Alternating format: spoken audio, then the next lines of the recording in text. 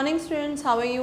Hope you all are fine. I'm Sabah Raza, your maths teacher, going to teach multiplication and division. मैंने आप लोगों को पहले भी बताया था 4 अर्थमेटिक ऑपरेशंस होते हैं. Number 1 addition, subtraction, multiplication and division. Addition and subtraction मैं आपको दे चुकी हूँ, सारी उसकी बता चुकी हूँ कि क्या क्या, how can we solve the questions with addition and subtraction. Now I am going to teach multiplication and division. क्या ट्रिक्स होती हैं मल्टीप्लिकेशन के क्वेश्चन सॉल्व करने के लिए, क्या ट्रिक्स होती हैं डिवीजन के क्वेश्चन सॉल्व करने के लिए. तो मल्टीप्लिकेशन क्या होती है, मल्टीप्लाई क्या होती है. मल्टीप्लाई का साइन होता है क्रॉस का और डिवीजन का साइन होता है दिस. ठीक है, ये हमारी 2 टॉपिक्स हैं जो मैं आपको अभी लेके चलते हैं. आज हम करेंगे मल्टीप्लिकेशन. मल्टीप्लिकेशन है, मल्टीप्लिकेशन क्या होती है.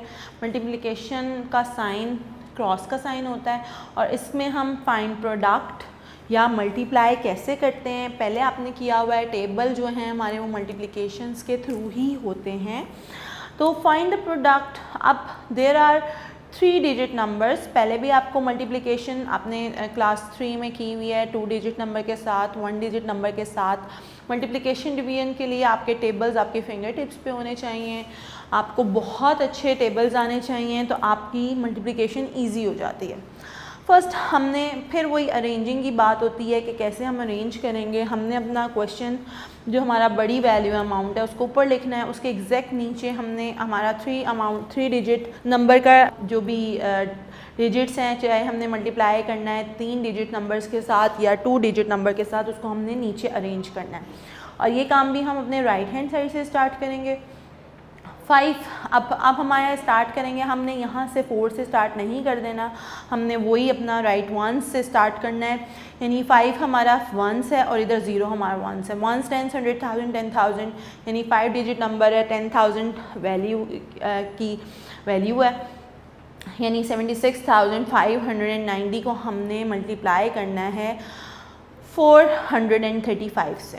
ठीक है, तो सबसे पहले हम कहाँ से स्टार्ट करते हैं. स्टेप बाय स्टेप हम लेके चल रहे होते हैं कि फ़र्स्ट हमारा क्या होता है 5. फर्स्ट वंस को हमने इन सारी वैल्यू से मल्टीप्लाई करना है, वो हमारी फर्स्ट लाइन बन जाती है. जैसे 5 0 0. मल्टीप्लिकेशन में जब भी किसी भी नंबर को 0 के साथ मल्टीप्लाई किया जाता है तो आंसर विल बी 0. ये हमारे मैथमेटिक्स का रूल है कि जब भी 0 से कोई मल्टीप्लाई हो रहा है नंबर तो वो उसका आंसर हमेशा 0 ही आएगा. 5 0 0. 9 5 45 होता है. 5 इधर 4 कैरी. अब आपने 3 आपके डिजिट्स हैं और आपने 3 कैरीज लगाने हैं. तो मैं ये श्योर करती हूँ कि पहला कैरी आपकी फर्स्ट अमाउंट का कैरीज होते हैं, दूसरी वाला सेकेंड अमाउंट का और तीसरे वाला लाइन वाइज आप कैरीज लगा लें ताकि आप लोगों को प्रॉब्लम ना हो. नाउ 9 5 45 हो गया. 5 4 इधर आ गया. फिर 5 5 25. 25 प्लस 4 कैरी को हमने मल्टीप्लिकेशन में पहले हमने टेबल पढ़ना होता है. 5 का 5 तक टेबल पढ़ेंगे. जब हमारा टेबल पढ़ लेंगे तो 5 के टेबल में जो हमारा कैरी है उसको प्लस कर देंगे. 5 5 25 आ गया. 25 प्लस 4, 25 प्लस 4 आ जाएगा 20. 5 प्लस 4 26, 27, 28, 29. 29 आ जाएगा. 9 यहाँ पे 2 पर आ जाएगा. ठीक है, इसी तरह 5 के साथ 6 को मल्टीप्लाई करेंगे यानी कि 5 6 30 आ जाएगा. 30 प्लस 2 32. 2 इधर आ जाएगा. 3 हमारा कैरी चला जाएगा. सिमिलरली 7 को 5 से मल्टीप्लाई करेंगे. 5 7 या 7 5 एक ही बात है. आपके टेबल जितने अच्छे होंगे उतनी अच्छी आपकी मल्टीप्लिकेशन होगी. और ये प्रैक्टिस मांगती है मल्टीप्लिकेशन, बिकॉज बहुत दफ़ा आपके डिजिट आप उल्टा सीधा लिख देते हैं, इसीलिए आपको प्रैक्टिस बहुत ज़्यादा करनी है मल्टीप्लिकेशंस के क्वेश्चंस के लिए. तो 7 को 5 से मल्टीप्लाई करेंगे. 7 5 35 या 5 7 35 हो जाएगा. प्लस कैरी है 3. 35 के बाद 3 प्लस कर देंगे. 36 37 38. 38 हमारा पूरा आ जाएगा बिकॉज आगे हमारा कोई डिजिट नहीं है. मल्टीप्लिकेशन को हमेशा आप अपने पेज के बीच में से स्टार्ट किया करें, क्योंकि मल्टीप्लिकेशन राइट हैंड साइड से तो बिल्कुल सेम 1 लाइन में रहती है, बट हमारी लेफ़्ट हैंड साइड से इंक्रीज़ होती है. ठीक है, लेफ़्ट हैंड साइड की तरफ इंक्रीज़ होती जाती है. तो इसलिए मैं ये कहती हूँ कि आप लोगों ने पेज के बीच में से अपने मल्टीप्लिकेशन, लॉन्ग मल्टीप्लिकेशन जो होती है उसके क्वेश्चन बीच में से स्टार्ट किया करें.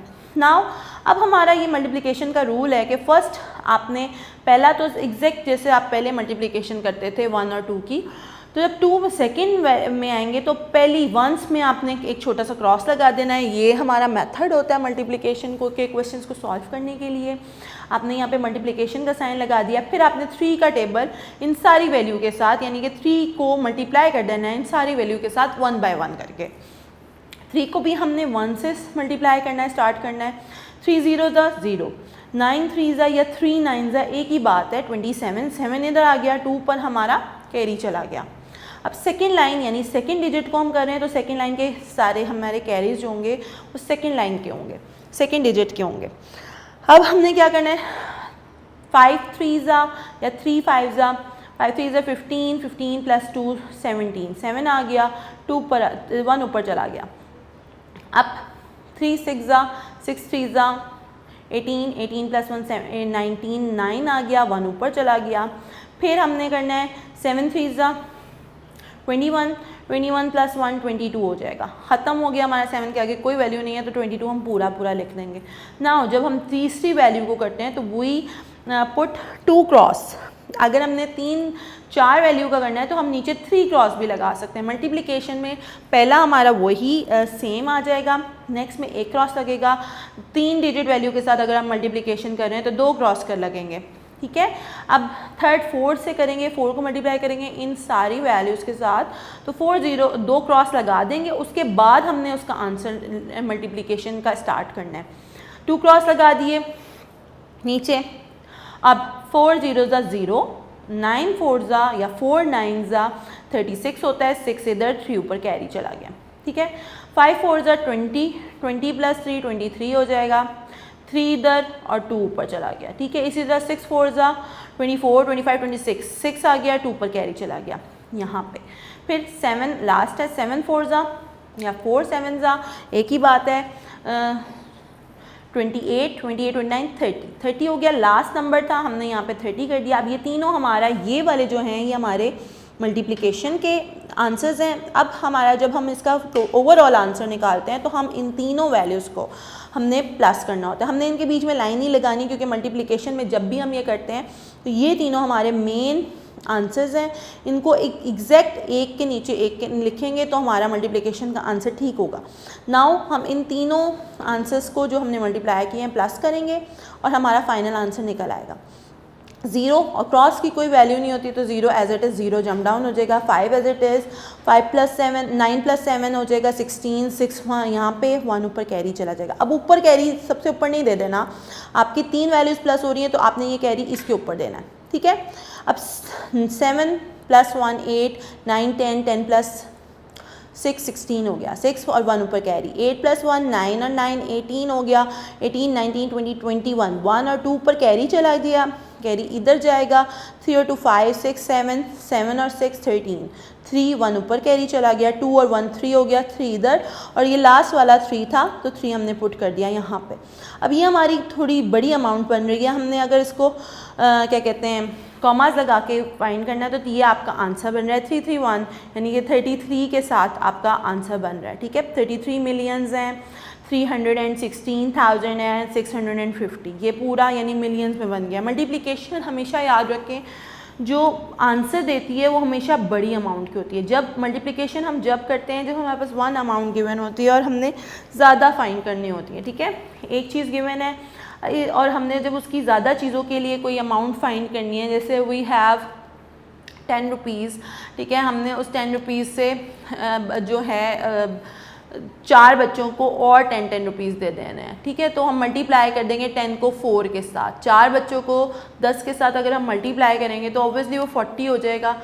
तो ये ज़्यादा अमाउंट हो गई, ठीक है। 10 रुपये आपने 4 बच्चों में मल्टीप्लाई किए तो वो 40 हो गई, ज़्यादा अमाउंट हो जाती है। मल्टीप्लाई हमेशा कम अमाउंट से ज़्यादा अमाउंट की तरफ जाती है, जबकि डिवीजन जो होती है, डिवीजन होती है ज़्यादा अमाउंट आपके पास है और आपने किसी एक चीज़ की फाइंड करनी है। जैसे आपके पास 1 दर्जन अंडे आ रहे हैं, वो आ रहे हैं आपके पास 150 के, सपोज़ या आपके पास 100 के आ रहे हैं, ठीक है। और आपने उसको डिवाइड कर देना है, 1 दर्जन में कितने अंडे होते हैं, यानी 12 अंडे 1 दर्जन में होते हैं, 12 से डिवाइड कर देंगे तो ऑब्वियसली वो कम हो जाएगा, ठीक है। तो इस तरह यानी कि वन अमाउंट अगर हमने फाइंड करनी होती है तो वो डिवीजन होती है, और अगर हमें ज़्यादा अमाउंट फाइंड करनी होती है तो वो मल्टीप्लिकेशन के लिए करते हैं। वर्ड्स प्रॉब्लम, हर ऑपरेशन की वर्ड्स प्रॉब्लम होती हैं। जैसे सिंपल हमारे पास वैल्यूज़ गिवन होती हैं, इसी तरह हमारे पास वर्ड्स प्रॉब्लम की भी गिवन होती हैं।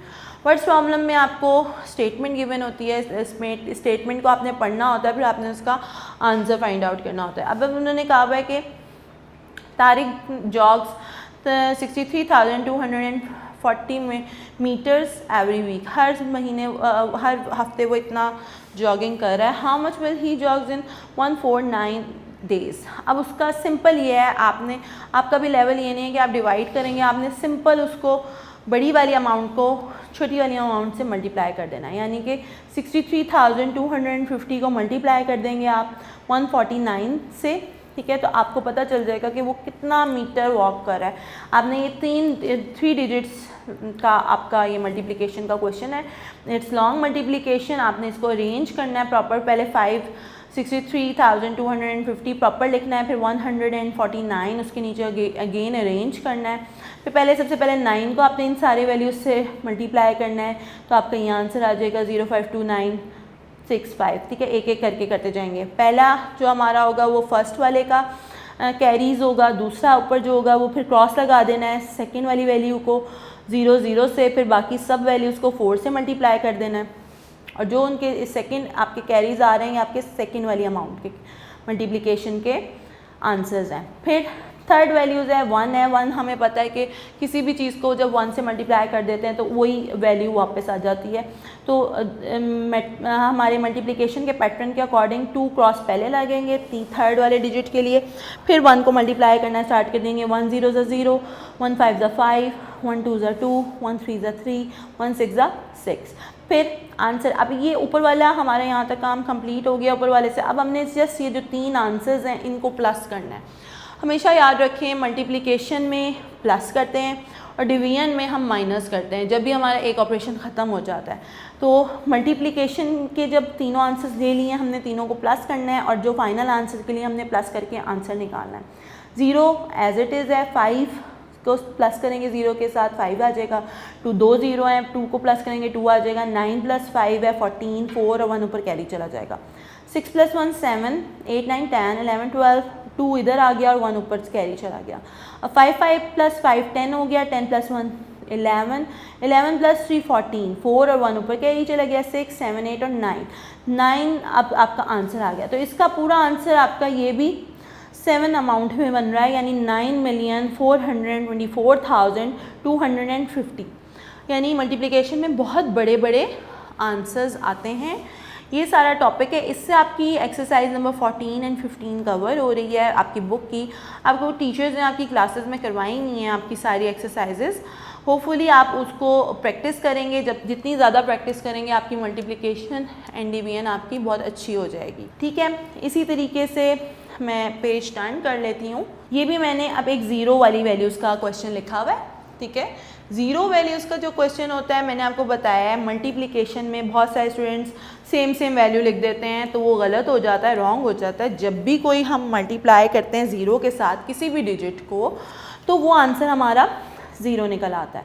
0 को हमने जब भी किसी वैल्यू के साथ मल्टीप्लाई करना है, 0 × 0 0, 0 × 9 0, 0 × 8 0, 0 × 6 0, 0 × 5 0। आप हमेशा याद रखें कि 0 के साथ जब भी आपने किसी भी चीज़ को मल्टीप्लाई करना होता है आंसर विल बी 0, ठीक है। और अगर जो 1 के साथ मल्टीप्लाई करते हैं तो सेम वही वाला आंसर क्वेश्चन जो होगा वही आंसर आ जाएगा, लेकिन 0 के साथ सारे ज़ीरोज़ ही आएंगे। बहुत दफ़ा गलत ही हो जाती है क्योंकि स्टूडेंट्स सेम वही चीज़ें लिख देते हैं और वो फिर आंसर गलत हो जाता है। अब 2 0 हैं, दोनों 0 हमने अब एक पहले 0 लिख दिए, फिर हमारा मल्टीप्लिकेशन का रूल अप्लाई होगा, एक क्रॉस आ जाएगा। क्रॉस के बाद हमने उससे नेक्स्ट वाली टर्म से सेकंड वाले का आंसर स्टार्ट करना है। और मैंने आपको बताया था कि मल्टीप्लिकेशन में हमारा राइट साइड बिल्कुल एग्जैक्ट 1 लाइन में रहती है और लेफ़्ट साइड जो है वो इंक्रीज़ होती है, कि जो सेकंड लाइन है वो थोड़ी 1 डिजिट बढ़ जाती है, क्योंकि हम क्रॉस लगा रहे हैं। तो हमारी लेफ़्ट साइड पे हमारी अमाउंट्स बढ़ती जाएंगी। फिर 2 क्रॉस लगाएंगे थर्ड में, 4 को हमने करना है 4 0 ज़ा 0, 9 4 ज़ा या 4 9 ज़ा 36, 6 इधर 3 ऊपर ठीक है। फिर 8 4 ज़ा 4 8 ज़ा, तो आपका ये 32 आ जाएगा। 32 + 3 35, 5 इधर 3 ऊपर चला गया।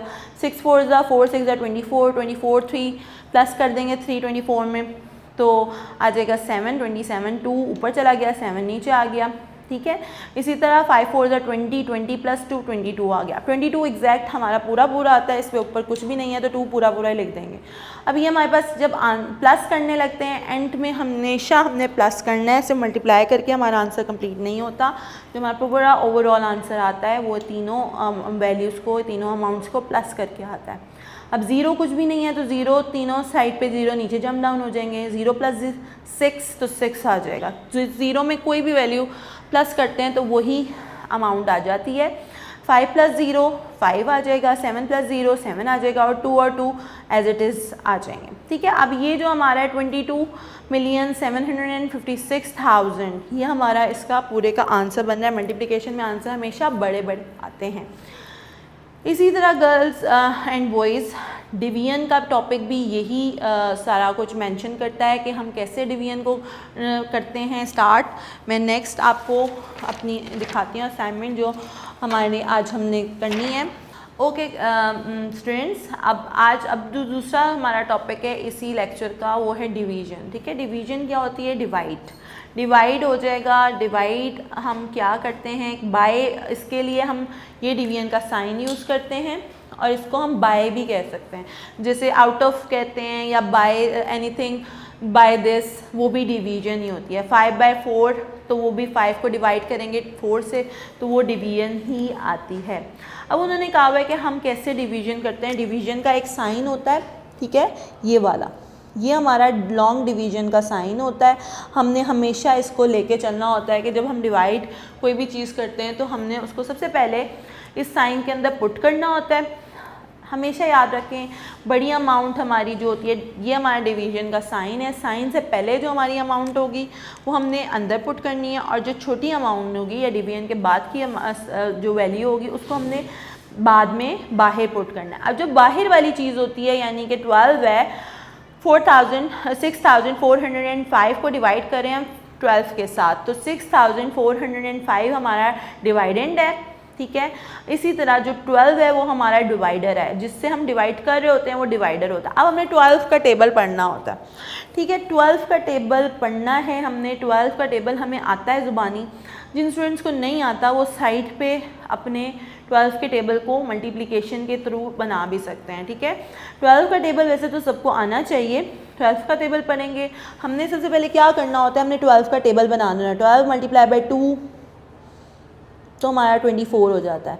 12 × 3, 3 2 ज़ा 6, 3 1 ज़ा 3। ये हमारा छोटा वे है। बहुत सारे टेबल्स अब आगे जैसे आप डिवीजन करते हैं 25 है या 24 है, उसके टेबल्स नहीं आते हमें, तो हम साइड पे अपने रफ़ के लिए हमने एक जो हमारी प्लेस होती है उसमें हमने ये रफ़ वर्क करना होता है। ठीक है।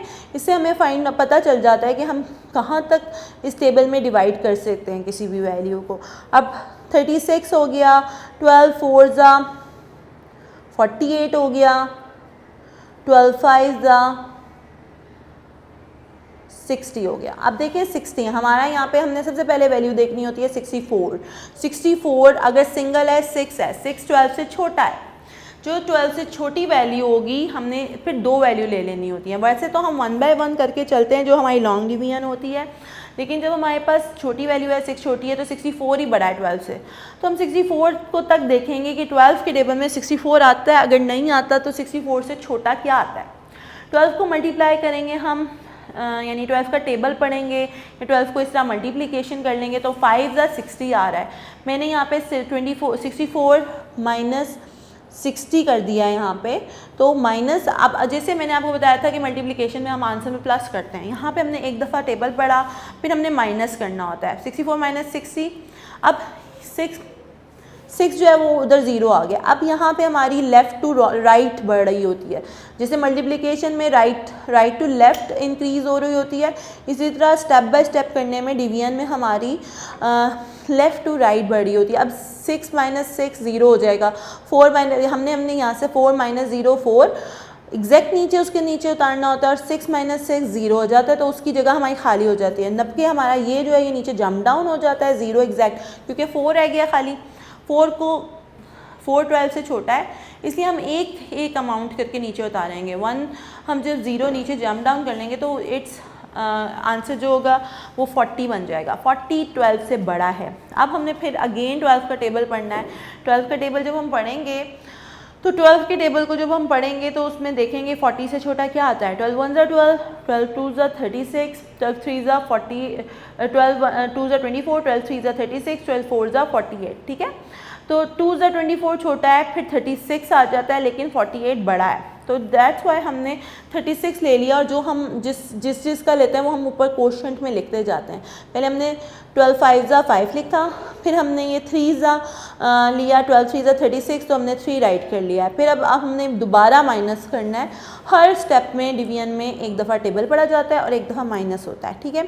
40 - 36 4 रह जाता है, यहाँ पे ये 0 एक छुट जाएगी और ये हमारा 5 जो है ये एग्जैक्ट नीचे जंप डाउन हो जाएगा इस तरह करके, ठीक है। जैसे ये हमारा जंप डाउन आ गया, 4 छोटा था, 45 बन गया, 45 बड़ा है। फिर हमने 12 का टेबल पढ़ना है। 12 का टेबल हम अगेन पढ़ेंगे, तो फिर जब हमारा कहाँ तक 45 से छोटा 36 आता है, हम अगेन इसको माइनस करेंगे, जब हमारा 9 रह जाएगा। 9 छोटा है, हमारे पास यहाँ पे कोई भी वैल्यू नहीं बची है, दैट इज़ रिमाइंडर, ठीक है।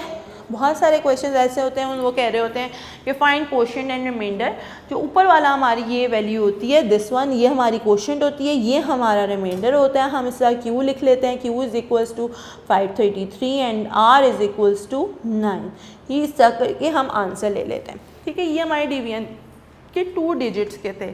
इसी तरीके से 3 डिजिट्स के भी होते हैं, लेकिन हमें अभी तक आपके लेवल पे 2 डिजिट ही डिवीजन के क्वेश्चंस आ रहे हैं, ठीक है। अब वर्ड्स प्रॉब्लम आ जाती है। वर्ड्स प्रॉब्लम्स क्या होती हैं डिवीजन में? मैंने आपको बताया था हर तरह के topic, addition, subtraction, multiplication and division में वर्ड्स प्रॉब्लम मस्ट होती हैं। वो स्टेटमेंट क्वेश्चन होते हैं, जैसे न्यूमेरिक वैल्यू के क्वेश्चंस होते हैं, इसी तरीके से स्टेटमेंट वाले क्वेश्चंस भी होते हैं।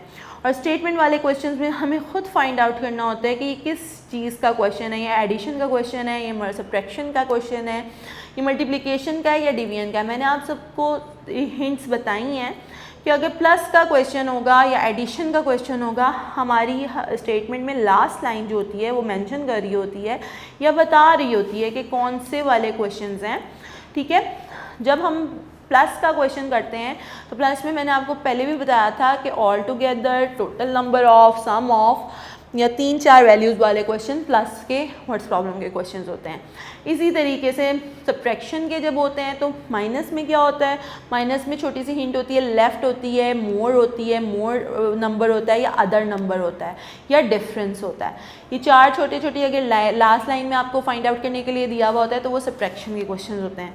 इसी तरह मल्टीप्लिकेशन की वर्ड्स प्रॉब्लम में अगर आपको एक अमाउंट गिवन है और आपने ज़्यादा फाइंड करनी है, जैसे हमारे पास एक टेलीविज़न की हम ले रहे हैं 25,000 का, ठीक है।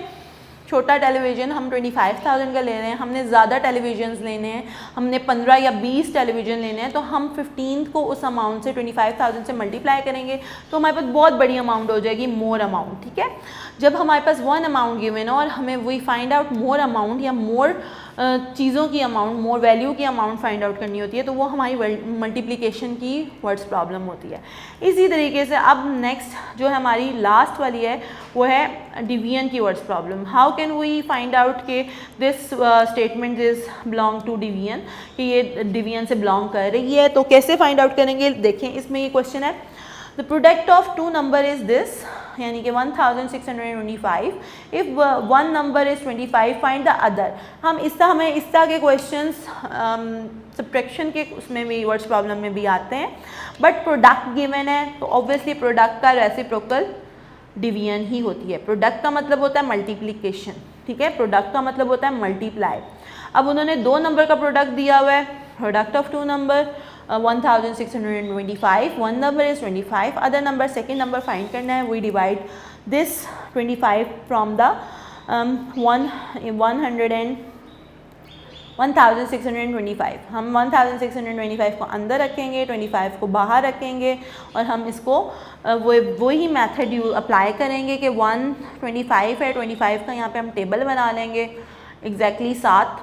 25 का हम सिंपल टेबल यहाँ पे बनाएंगे। 25 1 ज़ा 25, 25 2 ज़ा क्या होता है 50 हो जाता है, ठीक है। 25 3 ज़ा क्या होता है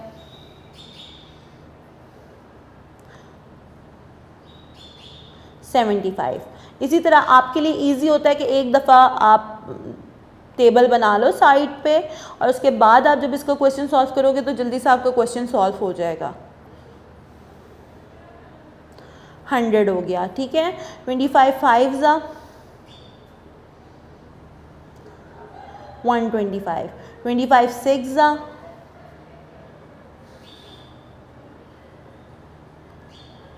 150। अब 150 और 125 और 100 ये हमारे पास सारी अमाउंट हो गई। हमने 6 तक मल्टीप्लाई करके यानी 6 तक हमने टेबल बना लिया उसका। अब देखेंगे 25 में 162 से छोटा क्या आ रहा है। 162 से छोटा हमारे पास 150 आ रहा है जो 6 पे आ रहा है। हम क्वोशिएंट वाली जगह पे 6 राइट करेंगे और 162 के नीचे 150 राइट कर देंगे और माइनस का साइन लगाएंगे। जब हम माइनस करेंगे 2 - 2 2 एग्जैक्ट नीचे जम डाउन हो जाएगा। 6 - 5 1 हो जाएगा, 1 - 1 की जगह 0 रह जाएगा। और ये 5 है, 12 छोटा है तो 5 नीचे एग्जैक्ट जम डाउन होएगा तो 125 वैल्यू बन जाएगी। हमें पता है 125 आ रहा है 5 पे, we write 5 in quotient section and ये हमारा क्वेश्चन माइनस होके 0 या क्रॉस हो जाएगा। जब हमारे पास पूरा कोई चीज़ क्रॉस हो जाती है तो हमारा जो क्वोशिएंट होता है वो हमारा आंसर होता है। तो सेकंड नंबर इज़ 65। इस तरह हमने इसमें कोई रिमाइंडर नहीं बचा। इसमें जो वैल्यू है अगर जैसे सेकंड नंबर पूरा डिवाइड हो रहा है तो वो हमारा है 65। ये डिवीजन के क्वेश्चन की एक वर्ड्स प्रॉब्लम की एग्जांपल है। आपकी ये सारी जो है क्वेश्चन डिवीजन के क्वेश्चंस हैं, वर्ड्स प्रॉब्लम हैं जो क्लासेस में हम लोगों ने पहले भी करवाई हुई हैं। और बड़ी वैल्यू आपने अंदर रखनी होती है, छोटी आपने बाहर रख के डिवीजन करनी होती है। प्रैक्टिस मस्ट आपके लिए ज़रूरी है। Exercise number 16 and exercise number 17 आपकी बुक की इन्हीं डिवीजन के रूल्स को अप्लाई करते हुए कंप्लीट हो रही है, रिलेटेड उसी से है। तो आप लोगों ने उसकी प्रैक्टिस करनी है। इंशाल्लाह नेक्स्ट लेक्चर में दूसरा टॉपिक लेके डिस्कस करेंगे। Thank you so much.